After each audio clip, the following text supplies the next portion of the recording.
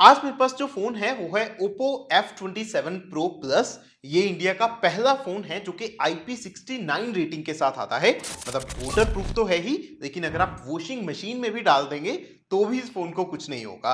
वैसे IP69 के साथ ये फ़ोन डैमेज प्रूफ भी है, तो अगर ये फ़ोन गिर जाता है या इसके ऊपर से भी कुछ निकल जाता है, उस केस में भी ये नहीं टूटने वाला है। इसमें आपको कोर्निंग ग्रिल लगास विक्टर्स 2 की प्रोटेक्शन दे रखी है और 360 डिग्री आर्मर प्रूफ डिजाइन के साथ ये फोन आता है। आज इस वीडियो में इस फोन के 40 से ज्यादा फीचर्स बताऊंगा, साथ में एक फुल रिव्यू भी दूंगा। तो अगर आप इस फोन में इंटरेस्टेड हैं तो पूरी वीडियो को देखिएगा और बताइएगा नीचे कमेंट्स में कि आपको कौन सा फीचर इसका सबसे ज्यादा अच्छा लगा।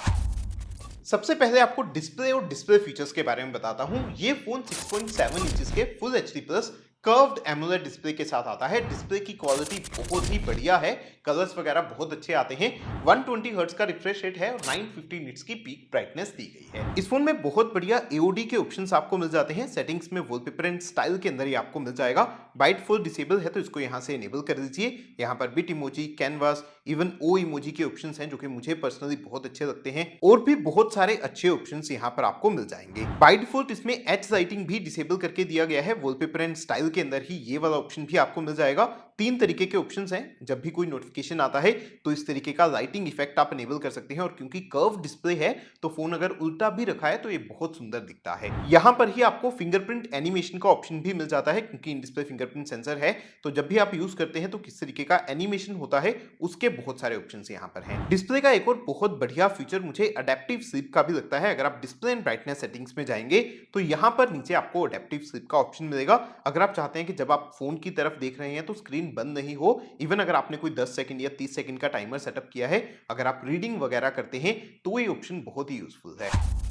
इस फोन की बाकी सब चीजों के बारे में भी बात करेंगे, लेकिन सबसे पहले आपको टॉप 10 फीचर्स बताता हूं जो कि आपको इस फोन में जरूर से यूज करने चाहिए। सबसे पहला फीचर है एयर जेस्चर्स का, जो कि बहुत ही यूजफुल ऑप्शन है। सेटिंग्स में एडिशनल सेटिंग्स के अंदर जेस्चर एंड मोशन के अंदर ये ऑप्शन आपको मिल जाएगा।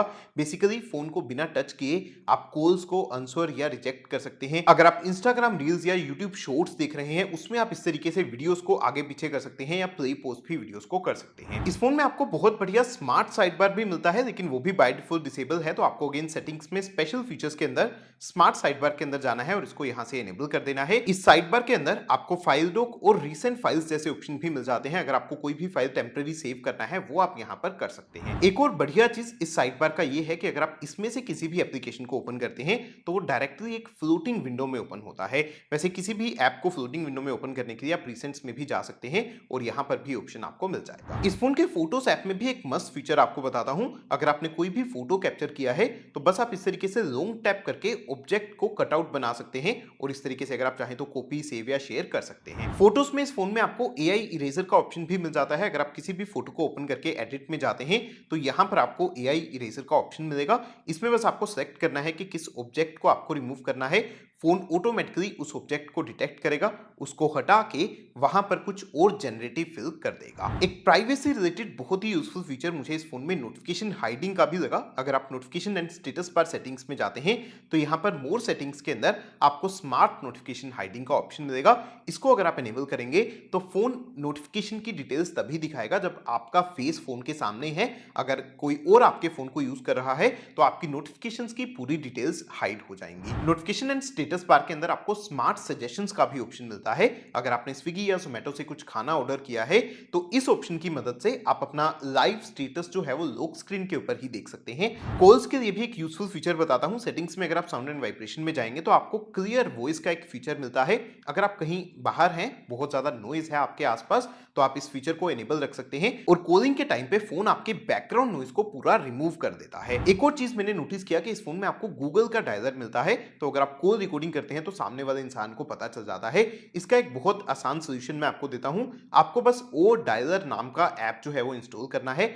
कलर ओएस का ही ऐप है, मतलब ओप्पो का ही ऐप है। इसको आप इंस्टॉल करेंगे तो इसके अंदर आप कॉल रिकॉर्डिंग बिना किसी नोटिफिकेशन के कर पाएंगे। वैसे एक और ऐप जो ओप्पो आपको अपने फोन्स में देता है और बहुत बढ़िया से काम करता है वो है ओ रिलैक्स का। अगर आप कुछ टाइम के लिए फोकस करना चाहते हैं, ज्यादा चाहते हैं कि फोन आपको डिस्टर्ब नहीं करे, तो कुछ बढ़िया सा बैकग्राउंड म्यूजिक प्ले करके यहां से आप फोकस मोड को इनेबल कर सकते हैं और बहुत सारे ऑप्शंस यहां पर आपको डिफरेंट डिफरेंट दिए गए हैं। यूआई की बात करें तो ये फोन कलर ओएस 14 के साथ आता है जो कि लेटेस्ट एंड्रॉइड 14 के ऊपर बेस्ड है। पहली बार जब आप फोन को यूज करेंगे तो बहुत सारे ब्लोटवेयर्स आपको मिलेंगे, उनको आपको सबसे पहले अनइंस्टॉल कर देना है। होट एप्स होट गेम्स हैं उसको भी आपको डिसेबल कर देना है। उसके बाद अगर मैं यूजर एक्सपीरियंस की बात करूं तो वो ठीक ठाक है, बढ़िया है, बहुत ही स्मूथ एनिमेशंस आपको मिलते हैं और कोई स्टटर्स वगैरह नहीं होते हैं। एक और चीज मैंने नोटिस किया कि कलर ओएस के अंदर अब ये नया वाला कंट्रोल सेंटर आपको मिल गया है जो कि काफी ज्यादा मॉडर्न दिखता है। ये स्लाइडर वाले कंट्रोल्स भी हैं और ये बहुत बढ़िया से इंप्लीमेंट किया गया है। अगर आपको आवाज को म्यूट करना है तो आप डायरेक्टली यहां पर टैप कर सकते हैं, ऐसे ही यहां पर टैप करके आप ऑटो ब्राइटनेस को भी ऑन ऑफ कर सकते हैं। एक और इंटरेस्टिंग चीज जो यहां पर आपको मिलेगा, अब टॉर्च जो है उसका ब्राइटनेस आप चेंज कर सकते हैं, कम ज्यादा कर सकते हैं और उसका भी एक बढ़िया सा एनिमेशन आपको कंट्रोल सेंटर में मिल जाता है। होम स्क्रीन को कस्टमाइज करने के भी बहुत सारे ऑप्शंस हैं, जिसके किसी भी फोल्डर को एनलार्ज फोल्डर में आप चेंज कर सकते हैं ताकि ऊपर की जो 8 ऐप्स हैं उसको आप डायरेक्टली एक्सेस कर पाएं। या फिर आइकन्स को कस्टमाइज करना है तो यहाँ पर होम स्क्रीन सेटिंग्स में आपको ऑप्शन मिल जाता है और यहाँ पर बहुत बढ़िया से कस्टमाइज करने के बहुत सारे ऑप्शंस दिए गए हैं। होम स्क्रीन के लिए एक और बढ़िया फीचर आपको आइकन पुल डाउन जेस्चर का दिखाता हूं। अगर आप मोर सेटिंग्स के अंदर जाएंगे तो यहाँ पर आपको ऑप्शन मिलेगा, इसको आप एनेबल कर दीजिए। अगर आप एक हाथ से फोन को यूज कर रहे हैं, ऊपर वाले एप्स को यूज करने में दिक्कत आ रही है, तो बस आप साइड से इस तरीके से स्वाइप कीजिए, पूरे के पूरे आइकन्स आपके नीचे आ जाएंगे और जिसको भी आपको यूज करना है उसको इस तरीके से आसानी से यूज कर पाएंगे। बहुत सारे बढ़िया जेस्चर और मोशन का सपोर्ट भी इस यूआई में आपको मिलता है। अगर आप एडिशनल सेटिंग में जाएंगे तो यहाँ पर आपको जेस्चर एंड मोशन मिल जाएंगे। यहाँ पर आपको स्क्रीन ऑफ जेस्चर भी मिलते हैं, मतलब स्क्रीन जब आपका बंद है तो कुछ ड्रॉ करके कोई एक्शन परफॉर्म कर सकते हैं या फिर म्यूजिक को भी कंट्रोल कर सकते हैं। और एक जेस्चर जो मुझे पर्सनली बहुत अच्छा लगता है, अगर आप सेटिंग्स में स्पेशल फीचर्स में जाएंगे तो आपको क्विक लॉन्च का एक ऑप्शन मिलेगा। यहाँ पर इसको एनेबल करके आपको 5 शॉर्टकट्स को सेटअप कर देना है। उसके बाद जब भी आप फोन को अनलॉक करने के लिए फिंगरप्रिंट सेंसर को यूज करते हैं तो उसको टैप करके रखना है और वो सारे शॉर्टकट्स आपको यहाँ पर मिल जाते हैं। साउंड की बात करूं तो इस फोन में आपको एक सिंगल स्पीकर दिया गया है नीचे की तरफ। इस फोन की प्राइस के हिसाब से मुझे लगता है इस फोन में डेफिनेटली डुअल स्पीकर्स होने ही चाहिए थे।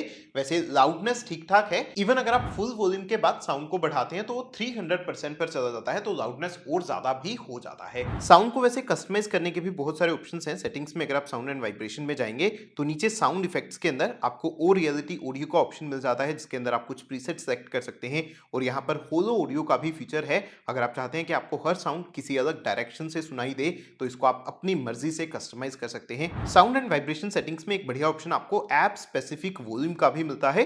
अगर कोई मल्टीपल ऑडियोस प्ले हो रहे हैं, यूट्यूब भी प्ले हो रहा है, कोई और भी साउंड है, तो आप हर ऐप का साउंड जो है वो इंडिविजुअली कम या ज्यादा कर सकते हैं। वैसे म्यूजिक के रिलेटेड भी एक बहुत बढ़िया ऐप इस फोन में आपको मिलेगा, म्यूजिक पार्टी का। अगर आप एक टाइम पर सारे फोन्स के ऊपर सेम ही म्यूजिक प्ले करके एक पार्टी करना चाहते हैं, मान लीजिए बहुत सारे दोस्त हैं, तो इस ऐप की मदद से सबके फोन पे सेम टाइम पे सेम ही सॉन्ग प्ले हो जाएगा। इस फोन में आपको 5000 mAh की बैटरी मिल जाती है जो कि बढ़िया बैकअप आपको दे देती है और उसके साथ ही ये फोन का वेट बहुत ही कम है, सिर्फ 171 ग्राम्स है। काफी लाइट वेट ये आपको फील करवाएगा। वैसे सेफ चार्जिंग के लिए अगर आप सेटिंग्स में बैटरी के अंदर जाएंगे तो आपको यहाँ पर एक स्मार्ट चार्जिंग का ऑप्शन दिया गया है, ताकि जब भी आपका फोन 80% चार्ज हो जाता है उसके बाद फोन की चार्जिंग स्पीड थोड़ी सी कम हो जाएगी। जब तक आप फोन को चार्ज पे लगा के रखेंगे धीरे धीरे चार्ज होगा, ताकि बैटरी आपकी लॉन्ग टर्म में ज्यादा अच्छा काम करे। परफॉर्मेंस की बात करें तो यहाँ पर आपको MediaTek Dimensity 7050 दिया गया है, जिसका Antutu स्कोर लगभग 6 लाख के करीब आ जाता है। BGMI की बात करूं तो स्मूथ 60 से लेके HDR40 तक आप गेम प्ले कर पाएंगे। BGMI मैंने इस फोन के ऊपर ट्राई भी किया, थोड़े बहुत लैग्स या फ्रेम ड्रॉप्स इसमें आपको मिलते हैं। ओवरऑल गेमिंग का एक्सपीरियंस मुझे इस फोन में ठीक ठाक सा लगा, लेकिन डे टू डे लाइफ में आपको कोई भी इश्यूज नहीं आएंगे। डे टू डे लाइफ में आपको बढ़िया परफॉर्मेंस इसमें मिल जाएगी और UFS 3.1 का स्टोरेज भी इसमें आपको मिल जाता है। कोई भी गेम अगर आप प्ले करते हैं तो इस तरीके का एक गेमिंग असिस्टेंट इस फोन में आपको मिल जाता है, जिसमें आप प्रो गेमर मोड एनेबल कर सकते हैं ज्यादा अच्छी परफॉर्मेंस के लिए। और भी बहुत सारी गेमिंग के रिलेटेड सेटिंग्स हैं, जिसके आप वॉइस चेंजर ऑन कर सकते हैं, सिस्टम स्टैट्स ऑन करके FPS वगैरह देख सकते हैं, या फिर साथ में अगर आपको चैटिंग या कुछ करना है तो इस तरीके से फ्लोटिंग विंडो में भी एप्स को ओपन कर सकते हैं। नेटवर्क के मामले में कोई इश्यूज यहां पर नहीं है, 5G फोन है, 5G बढ़िया से चलता है। 4G भी अगर आप यूज करते हैं तो 4G प्लस कैरियर एग्रीगेशन का सपोर्ट भी है और बहुत सारे सिक्योरिटी वाले फीचर्स भी ओप्पो ने इस फोन में आपको दे रखे हैं। सेटिंग्स में अगर आप वाईफाई सेटिंग्स के अंदर जाएंगे तो वाईफाई असिस्टेंट के अंदर आपको एक डुअल चैनल नेटवर्क एक्सेलरेशन का ऑप्शन मिलता है। बेसिकली वाईफाई और मोबाइल डाटा दोनों को आप एक साथ यूज कर सकते हैं, ताकि आपको ज्यादा बेटर और ज्यादा रिलायबल इंटरनेट मिल जाए। वाईफाई टेथरिंग का भी सपोर्ट है, मतलब जब आपका वाईफाई ऑन है अगर आप हॉटस्पॉट को ऑन करेंगे तो वाईफाई बंद बंद नहीं होगा, बल्कि इस हॉटस्पॉट की मदद से आप अपने वाईफाई को आगे शेयर कर सकते हैं। सेटिंग्स में अगर आप सिक्योरिटी एंड प्राइवेसी में नीचे स्क्रॉल करेंगे तो आपको ऐप लॉक, हाइड ऐप्स और प्राइवेट सेव जैसे ऑप्शंस भी मिल जाते हैं। किसी भी ऐप को या किसी भी फाइल को पासवर्ड प्रोटेक्ट आप इसकी मदद से कर सकते हैं। और सेटिंग्स में ऐप्स के अंदर आपको ऐप क्लोनर का ऑप्शन भी दिया गया है। किसी भी ऐप के 2 अकाउंट्स अगर आपको यूज करने हैं वो आप इसकी मदद से कर सकते हैं। वैसे इसके अंदर सिर्फ सोशल मीडिया की ऐप सपोर्टेड है, बाकी किसी भी ऐप का डुअल ऐप आप क्रिएट नहीं कर सकते हैं। फाइनली कैमरास की बात करूं तो इस फोन में आपको एक 64 मेगापिक्सल का प्राइमरी रियर कैमरा मिलता है, साथ में एक 2 मेगापिक्सल का डेप्थ कैमरा है जिसको आप इग्नोर कर सकते हैं, और फ्रंट में आपको एक 8 मेगापिक्सल का सेल्फी कैमरा मिलता है। कुछ कैमरा सैंपल्स मैं आपको यहां पर दिखाता हूं जो कि मैंने इस फोन से कैप्चर किए हैं।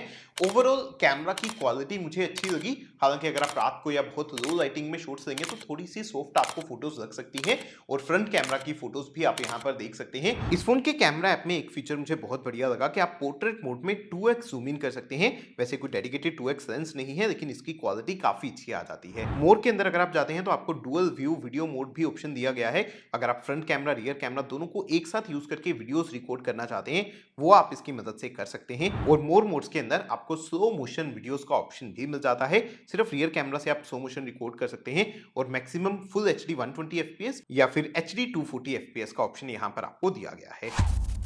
बाकी और भी कुछ चीजें हैं जिसके बारे में हमने पूरी वीडियो में बात नहीं किया। जैसे इस फोन को जब आप परचेस करेंगे तो एक प्लास्टिक वाला स्क्रीन गार्ड आपको प्री अप्लाइड मिलता है।